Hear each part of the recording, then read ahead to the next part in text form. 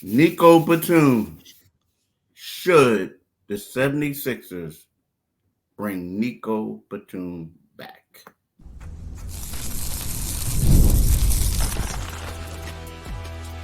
You are Locked On 76ers, your daily Philadelphia 76ers podcast, part of the Locked On Podcast Network, your team every day. Thank you for making Locked On 76ers your first listen every day. We are free and available wherever you get your podcast and on YouTube. Part of the Locked On Podcast Network, your team every day. This episode is brought to you by PrizePicks, the easiest and most exciting way to play daily fantasy sports. Go to prizepicks.com/LockedOnNBA and use the code all lowercase LockedOnNBA for a first deposit match up to $100. Hello, my name is Keith Pompey, and this is my right-hand man, John Mitchell, and we are the co-hosts of Locked On 76ers. Today, we got a lot to talk about, but first, we want to talk about Nico Batum. Nico Batum, should the 76ers bring him back? John, I'm hearing that that's a high priority. Priority number one is making sure Nico comes back. So we'll talk about that. Secondly, we want to talk about a guard option. If the Sixers should keep the second pick, we're talking about the second segment now. If the Sixers could keep the second pick, in the second segment, we're going to talk about some guard options. Or, excuse me, their first round pick, first round pick, which is number 16, not number 2. They make a trade over the weekend. Keith, you have it for them. Right. So the second segment, if they could keep number 16, who were some of the options? And two guys quickly came to mind, Isaiah Collier and Devin Carter, right? Two guys that come to mind quickly, guard options. And then thirdly, we got to talk about yesterday, man, a little bit. Where do the Sixers stand in the pecking order now that the Indiana Pacers and the Minnesota Timberwolves have both reached their respective conference finals? So, the Sixers, the process, Sixers made it to the playoffs 7 consecutive seasons and have yet to get out the second round. They took a step back this season, lost in the first round. But look at Indiana. They've rebuilt twice since the Sixers been good.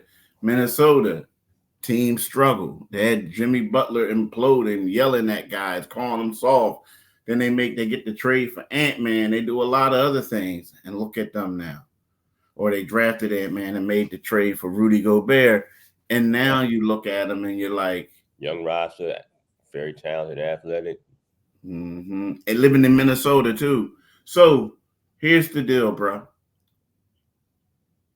Nico Batum. What's your thoughts of him coming back? Or trying to come back? If the price is right, the price is right. They the one thing Nico showed, he's still a defender even at his advanced age now.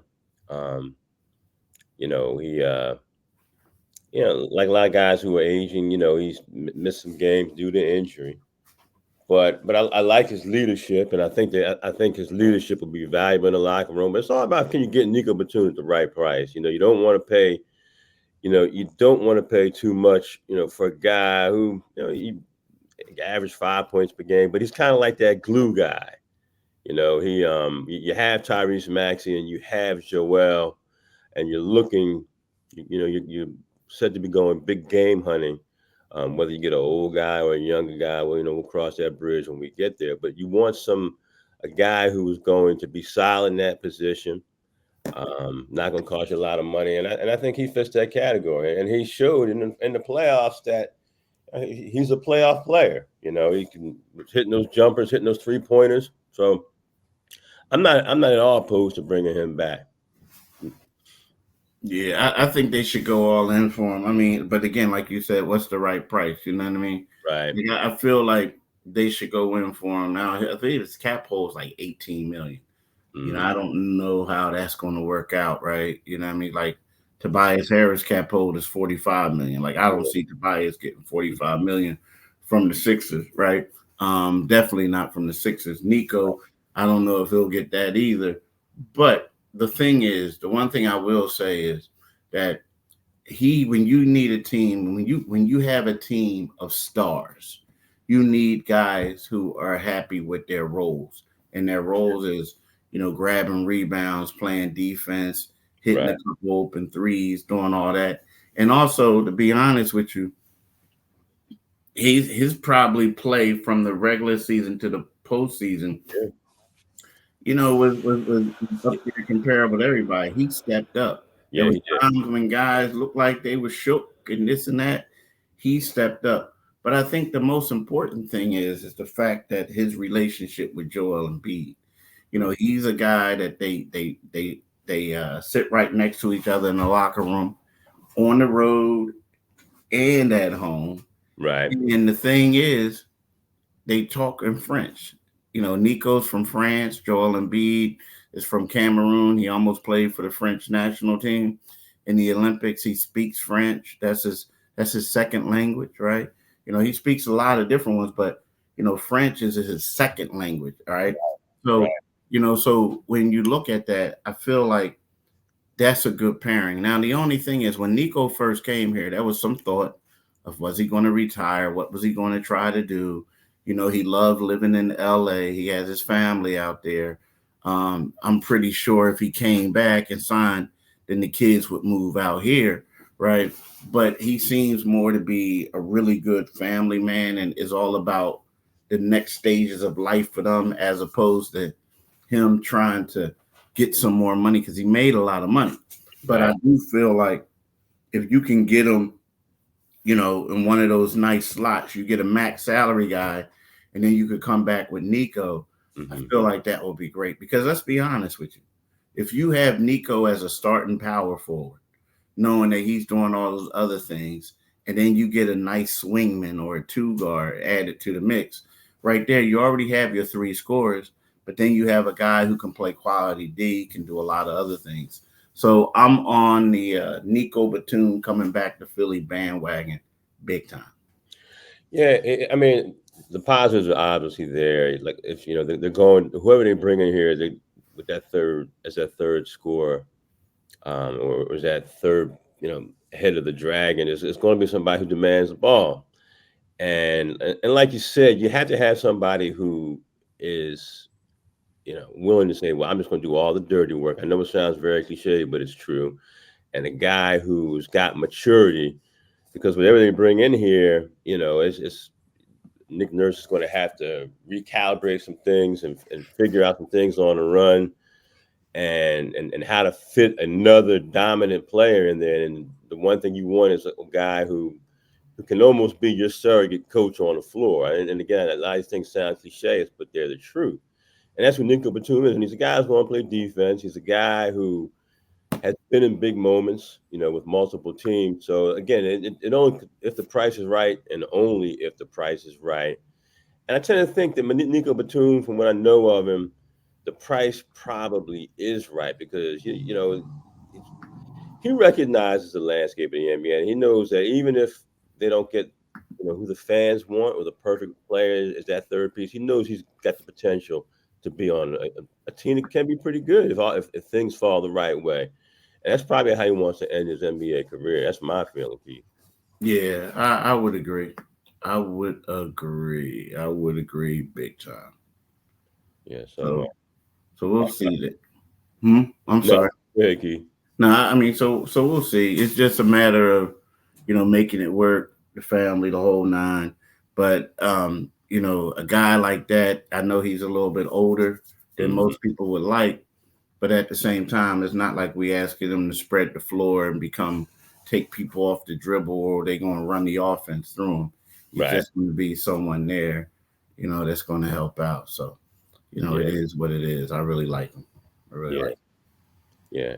And he is the kind of guy who, again, he'll be that glue guy. And you can't have enough of them. And again, it sounds cliche. Um, and we'll talk. When we get back from our break, we're going to talk a little bit about some of the players who are at the other end of the spectrum, some of the younger players, um, who the Sixers may draft in the upcoming NBA draft. But right now, I want to talk to you about one of our sponsors, Yahoo Finance. Wouldn't it be great if you could see all of your investment and retirement accounts in one place? With Yahoo Finance, you can consolidate your views from multiple accounts into one hub and access the expert analysis you need to tend to your entire portfolio with confidence. I have an investment account with Schwab and a 401k with Fidelity, and I've been using Yahoo Finance to consolidate them in one place, and it has made it incredibly easy to manage them. So let's get straight to the point. Now, you want to grow your portfolio to deal with the rising cost of inflation, to pay off your debt or your mortgage, pretty much anything standing in the way of you and financial, right? So with Yahoo Finance, you can get access to the news, data, and tools that you need in order to help reach that financial freedom. So for more than 25 years, Yahoo Finance has been the brand behind every great investor.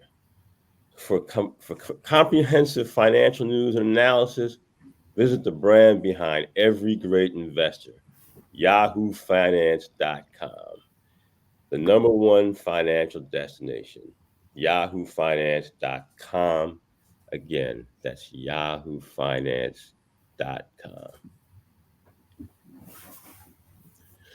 Tell me, what is PrizePicks? You know what PrizePicks is? It's America's number one fantasy sports app with more than 3 million members. It is the easiest and most exciting way to get in on the action while you watch your favorite sports and players. You just pick more or less on 2 or more player stats and watch the winnings roll in.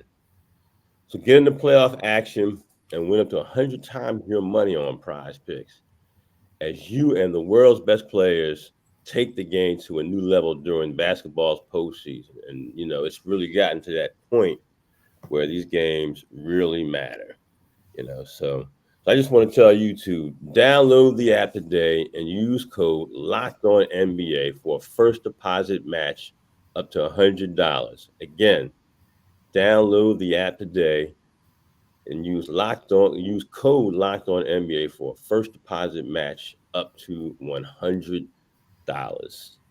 Do it today, folks. Definitely do it today. Yeah, you got to do it today. Look, man. So here's the deal, bro. So we talk about the draft, and we talked about a guy like Isaiah Collier. You talk about Devin Carter, but also, you have a guy that you have in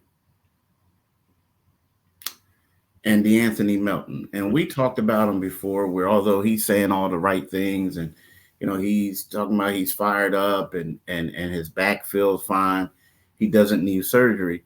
The fact remains is he only played in 38 games last year because of his back. Right. The season before that, he missed several games because of his back. Right. And every time I think of his issues like that, I think of Ben Simmons. I do. I think of Ben Simmons. Say it ain't so, Keith. Right. I mean, I'm talking about in regards to Ben had a messed up back. A lot of people forget about that. They think it was the jump shot too. I mean, it was a jump shot, but the back really hindered him. It's still bothering him. Bothering him. Now, DeAnthony Melton is about to get paid. If he does right, like there's, Bleacher Report feels like DeAnthony Melton could get $60 million over 4 years. So that's $15 million per, right? So with that 16th pick, you're not paying them $12 million per. So you basically save something. So to me, I look at it like, a guy that I think that could be a good option is it depends on which way you want to go. Like, I feel like if you want a pure point guard, right? Maybe you could go Isaiah Collier, but I think you need something on the defensive side to replace a Melton like that. Mm-hmm. And if Devin Carter is available, I think that's the guy I'm going after. Because here's the thing, Devin Carter, we look at him, we look at the weaknesses of the Sixers. It was perimeter defense. He's a volley defender, and it was rebounding from the guard position and rebounding in general. He's a great rebounder. Now, we all know that it's the college game. And we also look at his age. At the age of 22, he was a guy who did 3 years of college. Before that, he did a year at prep school. Right. So he was a junior, but he's older. And I feel like those type of players tend to fit well better with teams who are ready to win now. Like they're win, you know what I mean? Like Yeah. if this was a rebuilding team, I say go for the younger guy who has the bigger upside. But when you look at this team and you see where Maxey and Embiid and let's say if they go get Paul George, I mean, we already just talked about Nico Batum. You Mm-hmm. need another guy that's going to be out there that's going to have a role and play a role. And I feel like that's what Devin Carter will provide the 76ers if they should go after him. Yeah, he's kind of like, the stuff that he brings, you had it in Springer, and you traded him away, and here's a guy who actually might be a better athlete than Springer, who was a very good athlete. I know his measures were pretty good at the combine. Yeah, talking about a guy who can give you 20 points, who's a decent distributor, and he does play well on the perimeter, and like you said, he's a guy who does fight for rebounds. He almost averaged 9 rebounds per game, and if you look at him, he's been showing that upward progression. He's, again, he prep school, college, he's got a decent resume. And he's a guy, like I said, he's 22 years old, and you can probably fit him alongside Maxey and put him on the ball more. He sounds like a guy, I've heard him speak a few times, and he sounds like a guy who's open to doing and really believes that, in the necessity of being versatile for the 76ers, and that's what they're going to require of him.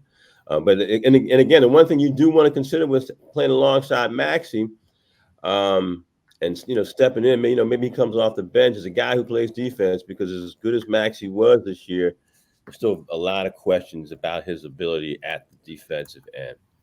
So you're going to want somebody who is a defender, and he's got the long arms. He measured like 6'9", 6'10" reach or something like that.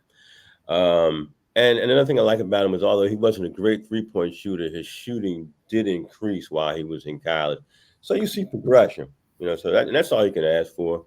You'd like for him to have more size, because the NBA is, you look at some of these backcourts now, the teams that are still left in the playoffs, and size is a thing now. It really is a thing. But, the long arms and the defensive perimeter will help him. Now, the one thing you did say coming off the bench is key, because like you can, if Kelly Oubre re-signing him is also a priority, right? But Kelly Oubre's best position, he'll tell you he thinks his best position is at the 2 guard spot. So really, that gives you a 6. Yeah, Kelly Oubre will tell you he's a 2 guard more so than the wing. He likes that. So at 6'7", with that athleticism, improved defense, this and that. The only question that you got to worry about is if Kelly gets a multi-year deal and he's satisfied with it, is he going to bring that same energy and that he did last year when he was trying to get paid? You know what I mean? So that's the major question. But I can see that now. He's always played well, Keith. Yeah, he's always played well. He always has. But the only thing is, the only thing about Isaiah Collier, with him being, I'm leaning towards Carter if I had to choose between the two.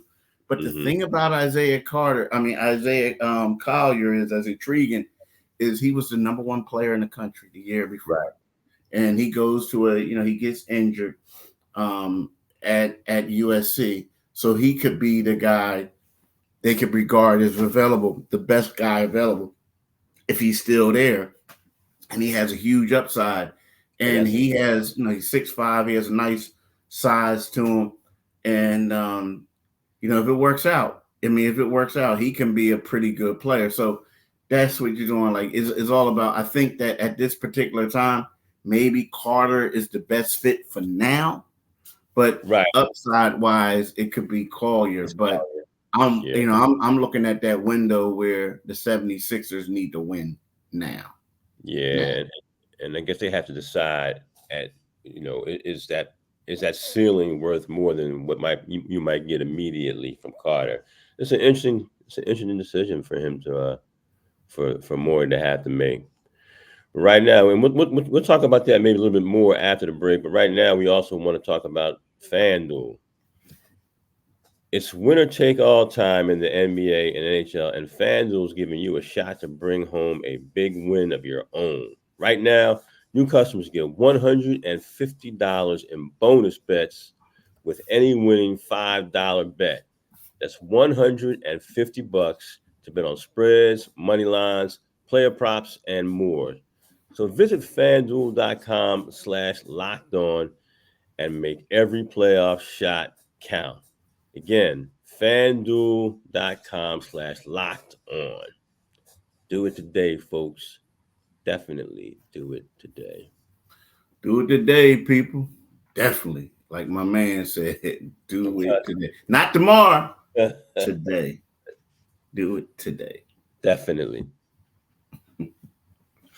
So here's the deal, bro. So we looking at this now, and you know, a lot of it's funny because you know I got a buddy, great dude, Larry.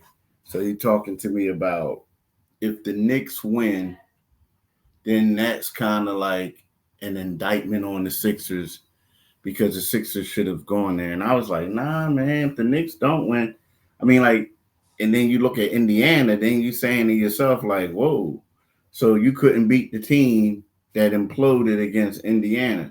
Now, granted, your boy Tibbs, like, people in New York fans got mad at me because I tweeted out yesterday if the term ran into the ground was a team, and then I posted a picture of the Knicks.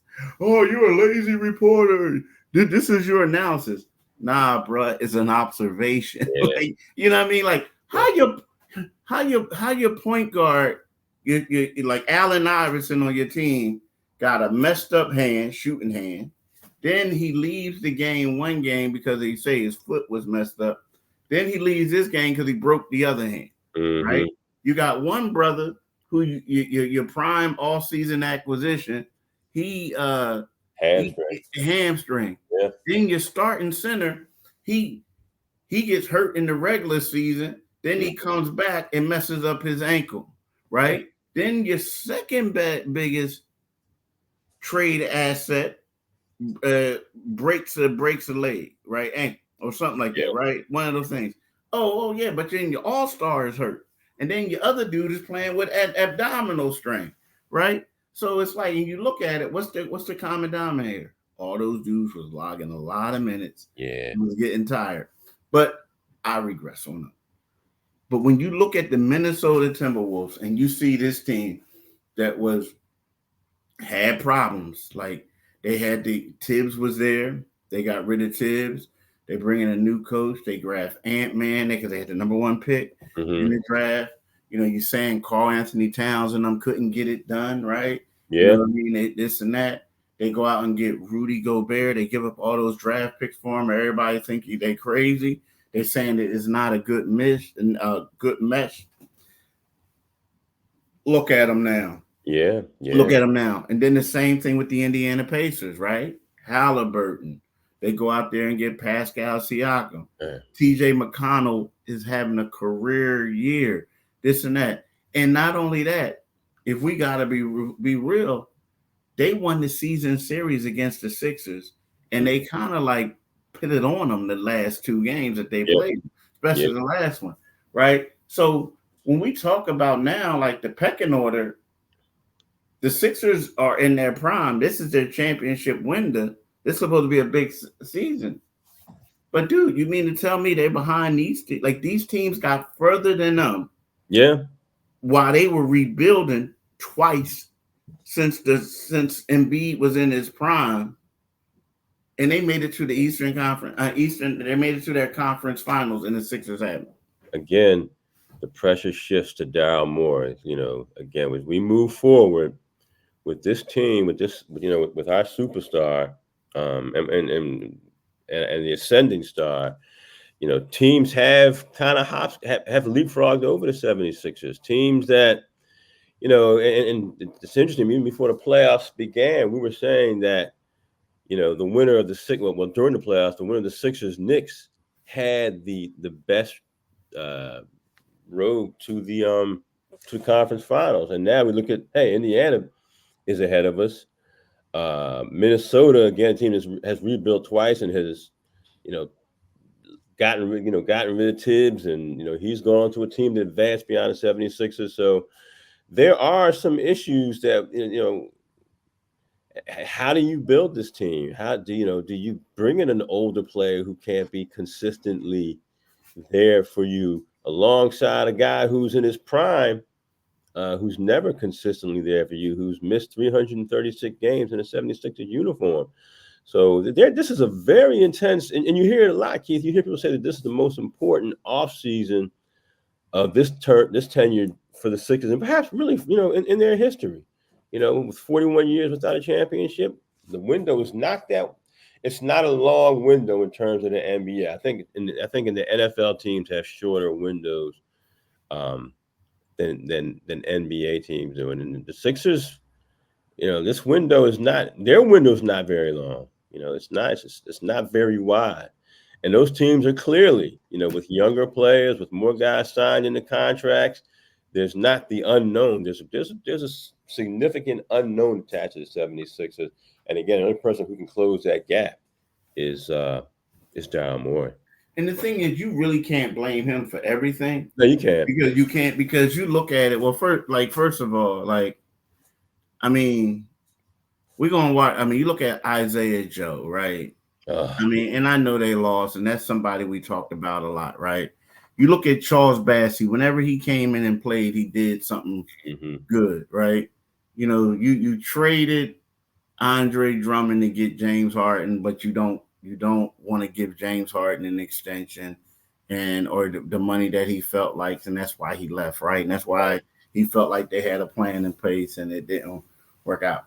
So you look at son-in-law Steph Curry. Like, these are guys that you gave up to get him.